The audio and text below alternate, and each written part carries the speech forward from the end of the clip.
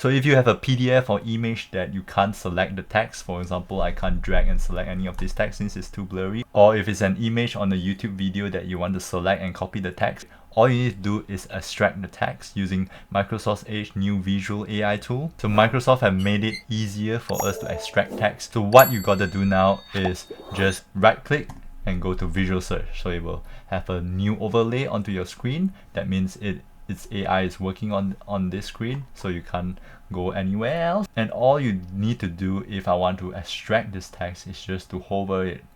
So if I hover it, you can see it turns my tooltip into T.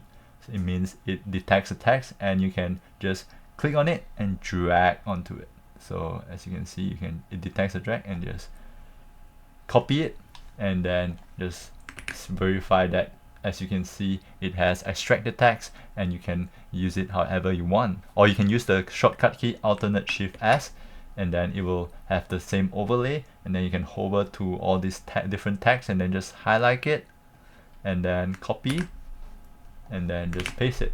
I want to extract text from this PDF that is an image. As you can see, I can't highlight any text. All you need to do is go to your PDF, right click and then open with Microsoft Edge. That's assuming that you have already downloaded and installed Microsoft Edge. So right now I want to highlight some of this text. Again, Alternate Shift S and then just go or hover the text and you can see the T and then you just highlight it.